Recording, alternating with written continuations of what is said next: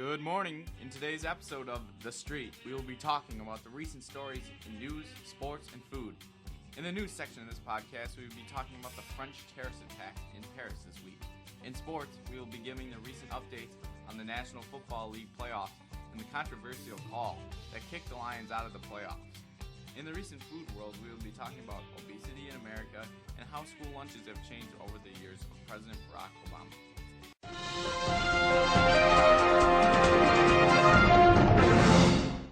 Good afternoon. I'm your host, Nate Weisenbeck, and thanks for joining me on this podcast, along with my co-hosts Max Kubishek and Dominic Russell Schneider.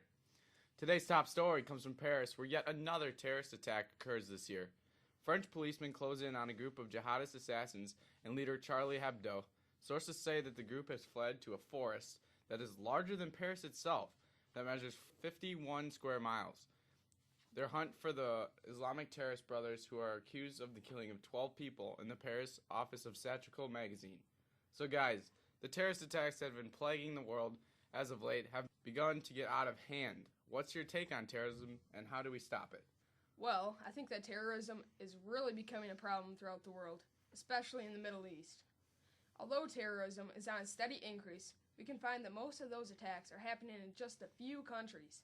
The top 3 countries in which these terrorist attacks occur are Pakistan, Iraq, and Afghanistan. I'm not saying that this is a good thing, but that information is actually quite interesting. But on how to stop this, I don't really have a solution. I guess my best answer would be to keep the people who are behind the attacks in those few countries. Don't you agree? I agree. In the world today, there are multiple terrorism attacks. In the recent terrorist attack in Paris, the police officers have failed to capture the terrorist. In America, the government is trying to keep terrorists out of our country, but the government believes that people are leaving America and planning attacks in the Middle East for like a pre-run and actually makes the attack in America. There is a rapid growth of terrorism in the world right now, and we need to stop this. Better security in the transportation department will help the decrease in terrorism attacks in the world today. Yeah, I would definitely agree with that. Yeah. All is very true, and we all seem to agree that something needs to be done about security in our world today. Well, a second story is slowly working its way to the top charts. The story of a father and his 5-year-old daughter. The father is accused of throwing his daughter to her death off of a bridge in Tampa Bay, Florida. Now, just reading this is horrible and sounds absolutely insane. It is still very early in the case, but I'm sure that the charges will not be lifted. Oh yeah, definitely. I definitely think that this thing is horrible. I mean, dropping your 5-year-old daughter over 60 feet into water to her death? That's just horrifying. I mean, come on, people. Where do you get the incentive to do such an awful thing? Of course, there are always going to be people who murder others, but throwing people off a bridge is unacceptable. Yeah. Well, this news story is a very tragic event. Why in the world would you throw a person of God's creation off a bridge? I mean, maybe if she did something wrong, you can punish her, but throwing her to her death is a bit ridiculous. This father must be having some issues in his head. I mean, just why would a guy do such a thing? This is just as bad as shooting her to death or feeding her to a hungry lion. This is just one of the most ridiculous things I have ever experienced in my life. I just can't believe or imagine what goes through a person's head when committing such an immoral action. It's just unbelievable. This just in, we just got reports of French police kill Paris massacre suspects, hostage-taking ally in separate raids. So, our story earlier was about Paris, and they found them. They've actually found the terrorists. Well, at least something's going up for America and the world. Well, I'm Nate Weisenbeck. That's all for the news section. We go to Max with sports. Welcome, and it's now time for your portion of sports. First up, scores from around the NFL, or National Football League for all of you who do not know football. On Saturday, January 3rd, the Carolina Panthers hosted the Arizona Cardinals, and the Panthers won 27-16. On Saturday, the Pittsburgh Steelers hosted the Baltimore Ravens, and the Ravens won 30-17. On Sunday, January 4th, the Indianapolis Colts hosted the Cincinnati Bengals. The Colts won 26-10. On Sunday, the Dallas Cowboys hosted the Detroit Lions, and the Cowboys won 24-20 on a controversial call. Now, let us dive right into the Dallas-Detroit game. The Dallas Cowboys won on a controversial call. As people have seen on SportsCenter or other resources, there was an obvious penalty on a crucial play in the Dallas-Detroit game. The refs called it, but then later picked up the flag. The refs also missed a holding call on a fourth down play for the Cowboys in the fourth quarter, which resulted in a touchdown, giving them the big W. So, what are your thoughts on this issue, guys? Well, on the same play, there was 5 missed calls that the refs missed. The refs in this situation made the right call in the first place, and I just can't believe that they would pick up his flag. We never see this. It's insane. I mean, what was going through his head when he picked it up? Yeah, like, when you call something, everyone knows that it's going to be called. Like, why would you pick it up? I mean, coaches, your coach will go out and, be like, that's a terrible call, but I've never seen a ref pick up his flag. It's just insane. I mean, there were 2 calls that he could have called, and that was pass interference, which he did call, picked it up, and holding on the defense, which is a 10-yard penalty. Overall, I think that the officiating crew that ref this game was the worst performance of any crew I have ever seen. Well, this story was just terrible. I watched this game live and all the way to the end, and when I saw this play, my expression was just, wow. This was one of the worst calls in history. This was close to being as worse as the call now referred to as days, the Fail Mary, which was when the Green Bay Packers played the Seattle Seahawks, and with no time left on the clock, Russell Wilson threw a Hail Mary to the end zone, and Golden Tate, the intended receiver on the play, pushed off of Green Bay's cornerback, M.D. Jennings, and made the reception to beat the Packers on the final play of the game. I watched both of these games live, and both calls were just absolutely terrible. One was on the defensive end where there was a defensive pass interference, and one was on the offensive end where there was an offensive pass interference. But nothing was called for either team, so this call was just one of the worst calls in history. Yeah, like, definitely. When you announce the call over the loudspeaker and you pick up the flag, it's just ridiculous. And they're both game-defying calls too. Yeah. Both won the game for the Dallas Cowboys and the Seahawks. So yeah, exactly. That's just something that you can't do. In other news now, we just dive right into the NBA, and we're going to talk about the Cleveland Cavaliers are having recent trouble beating any NBA team. They have the right players, and could possibly be the best team that ever played on a basketball floor. But do they have the right coaching? I personally don't think that they have the right coach in David Blatt. But how can a team have all these troubles with LeBron James, Kyrie Irving, and Kevin Love? This is just ridiculous, even with LeBron James, who is injured now, but when he was playing, they were still losing. They need to find a good team chemistry throughout the whole organization to be a good team. What's your take on the story? I think that when you put 3 all-star players together on one team, you already have a problem in the first place because all 3 stars came from teams where they were used to being the solo star, all by themselves being the leading scorer. LeBron did come from a team where they had the 3, but he was always the leading scorer. And now you have to find a way to work together and to get over this gap and this slump that they're in. Now, when you bring up David Blatt, you're very right in saying that he is not the coach the Cavs need right now.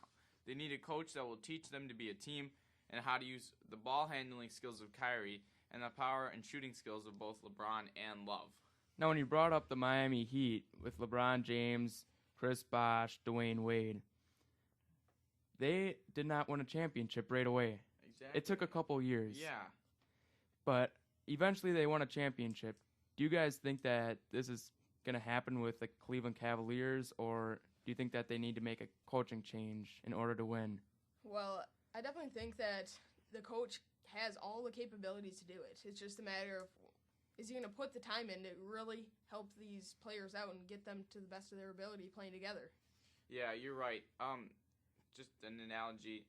There, you could have the greatest player in your state on a team and with a bad coach, and you could have a team of medium players with a great coach, and that team will always win. The team with the great coach will always win. So I think, my opinion, that it's a complete coaching coaching problem. Yeah. Well, I am a very big fan about the NBA. The Cleveland Cavaliers really surprised me this year, with a very good player in LeBron James, Kyrie Irving, and Kevin Love. David Blatt is a major problem in this story. I believe the Cavs should fire David Blatt because he has the players, but he is not getting it done. The Cavs need to make a change and fast. Yeah, there's no right reason about it. Now we go to Food Talk with Dom. Welcome back to the show, some food talk with Dominic Russell Schneider. In the recent world food problems today, there are McDonald's in Venezuela that ran out of French fries. Well, I personally think, me being a food fanatic, that this story is a bit ridiculous. I agree. I definitely agree with that. McDonald's is a fast food restaurant. It is a place that is known for their hamburgers and French fries. Then they run out. How does a major restaurant in the world today run out of the most scrumptious foods in the world? What is your take on this? How awful. Fries are my favorite part of the meal at McDonald's. McDonald's franchises should always have a supply of fries that can serve everyone who wants to purchase a meal. McDonald's must never do this again and solve this problem so they do not lose business. I mean, that's what my solution would be. What do you think? Yeah, I totally agree with it. The story is somewhat confusing. How could a multi-billion-dollar company such as McDonald's run out of food? Maybe it was a problem with the truck delivering it or whatever form of delivery that they use, but you would think that McDonald's would have that under control. Now, we have to keep in mind that this was only one restaurant, but it is becoming more, and we haven't really heard anything about this before, so I don't think we have to worry about our fries here in the U.S. going anywhere.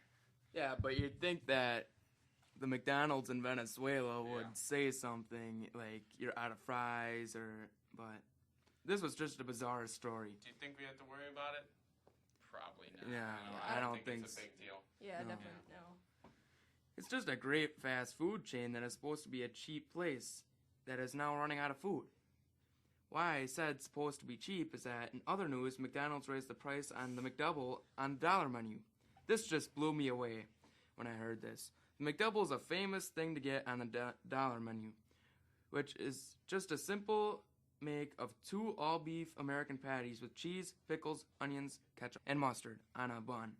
How can a fast food chain say that they have a dollar menu when they raise the price of the McDouble to $1.20? Exactly. That makes no sense to me at all. Like, you can't do that. The McDouble is probably The McDouble is the most bought yeah. thing I mean, I love them. I get them all the time when I go there. Oh yeah. Yeah. In other news, school lunch in American schools has changed drastically in just a few years. In just 2009, pasta noodles were made with wheat flour, but now the wheat has been substituted for whole grain flour, making many students avoid taking pasta. Now I've heard that actually whole grain isn't even that much better than wheat if it's only one grain, which, I mean, I don't know why they're doing it. It just doesn't make any sense to me. Another thing that has changed is the fruit serving. Portion sizes have also decreased in the meal. Chicken nuggets are a great example of this. Chicken nuggets these days on school are starting to get very bad because of the healthier added substances like whole grain to bread them. These school lunches are not getting anywhere these days with the quality, such as the hamburgers, which the cooks at Assumption High School told us that these are real hamburgers one day, and we're never having we're them never again. having them again. You don't say that. That's horrible. That's horrible. Yeah, I definitely agree. In 2009, students at Assumption High School in Wisconsin Rapids, Wisconsin, received 7 chicken nuggets for 1 serving of school lunch. But today, in 2015, students only receive 5 chicken nuggets for 1 serving, and like you said, with the whole grain breading. How are students who are very active, like in football or such, supposed to keep up on their nutrition? If you had 1 bowl of cereal for breakfast and then you ate school lunch, I mean, how would you have enough energy to participate in practice? You just don't. I mean, you're right.